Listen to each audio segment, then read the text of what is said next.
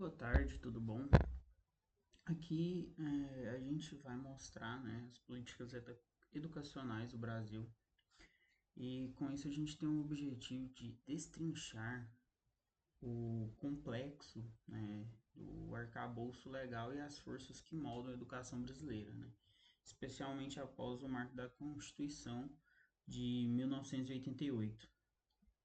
Vamos navegar por quatro críticas, né? Então, evolução histórica, atores e conflitos, influência neoliberal e estrutura federativa, né? A evolução do direito à educação, né? O conceito-chave, né? O ponto de reflexão é a Constituição Federal de 1988, né? Ela eleva a educação aos estados de direito público, subjetivo, ou seja, né? É um direito que é legalmente exigível e dever do Estado e da família. Então, isso muda a relação de cidadão com o sistema de ensino, né? É importante destacar que, com esse novo fundamento, a Lei de Diretrizes de Bases, né, a LDB de 96, entra em cena, né? Então, ela organiza o sistema, ela solidifica, né, de forma como ideia, né, o regime da colaboração de forma crucial para um país de dimensões continentais, né, como o Brasil. É importante destacar também as PNS, né, que são os Planos Nacionais de Educação, né, são instrumentos de planejamento, estabelecimento, metas e melhoria de qualidade e expansão do acesso ao ensino, né? Então a gente fecha um ciclo de estruturação legal pós redemocratização. É, tá. A gente tem os conflitos e atores de construção política, né? Que é a criação de políticas educacionais, processos dinâmicos e conflitivos, né? Então, moldado pela disputa de interesse em diversos grupos, né?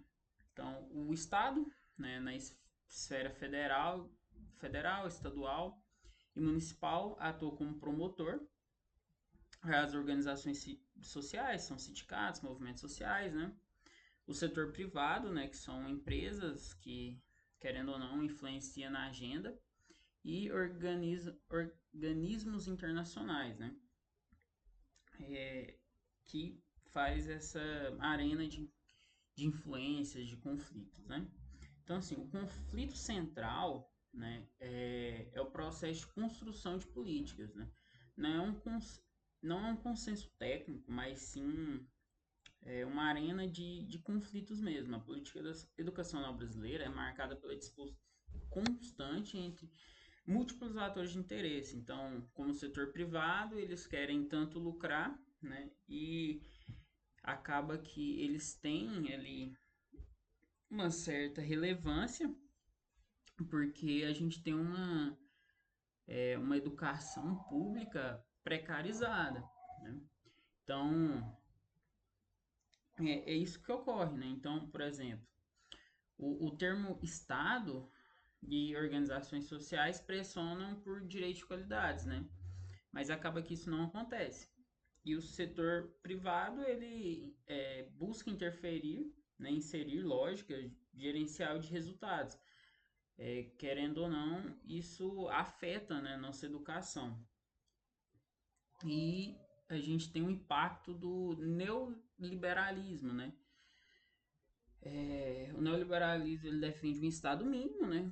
Introduz a ideologia de eficiência, ele vê a educação como um direito social, mas não como um direito social, desculpa, mas sim como um capital humano. Então, uma ferramenta para formar mão de obras. Né? O mecanismo de controle, né, se manifesta em três grandes frentes, como vemos no gráfico. Né? Então, avaliação em larga escala, gerencialismo e parcerias públicas e privadas. Né? Então, o gerencialismo, a ideia de aplicar gestão, empresa de empresas ao setor público. Então, privatização, avaliação em larga escala, cria um ranking ali de comparabilidade para justificar a eficiência, o que é um problema, né? Então, vou dar um exemplo da minha própria cidade. A gente hoje tem a implementação de uma escola militarizada, que realmente ali eles têm um ensino acima da média, só que qualquer aluno, né, que acaba interferindo, né, nessa nota deles, eles jogam fora da escola. Então, esses alunos, como não podem ficar sem estudar, eles vão para outras escolas onde abaixa a nota dessa escola. Então, essa escola, mesmo com ótimos profissionais, acaba tendo, né, uma visão do ranking menor. E parcerias públicas e privadas, né, envolvendo o setor privado na oferta de serviços e materiais, né, que enfoca resultado, desvio o olhar da formação integral para mensuração de desempenho. A gente tem a estrutura federativa, né, que é uma responsabilidade compartilhada, né?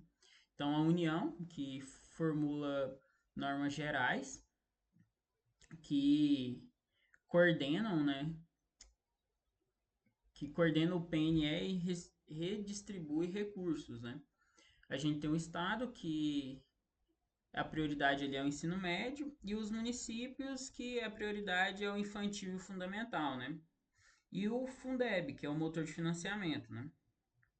Então, o que a gente tem de evolução da federação, né? A ideia da federação é evoluir de modelos mais centralizados para federalismo cooperativo ou regime de colaboração pós-88. Né? Essa estrutura foi vital para garantir o direito à educação em todo o território nacional. Né? A respon- é, Desculpa. O diagrama, né, o negócio mostra a divisão de tarefas. A União normatiza e redistribui, como eu já disse. O Estado tem a prioridade do ensino médio e os municípios infantil e ensino fundamental, né? Essa divisão, querendo ou não, ela exige uma colaboração constante. E para que essa colaboração funcione, minimize as desigualdades regionais, existe o Fundeb, né, que é o Instrumento Central de Financiamento. Ele garante que haja um investimento mínimo por aluno em todos os cantos do país, materializando, né, a equidade prevista na Constituição.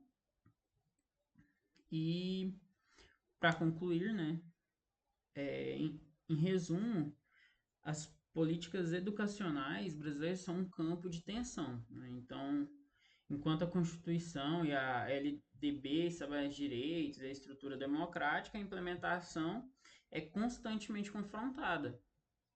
Pelo quê? Né? Por pressões externas, pela lógica do mercado, pela visão neoliberal.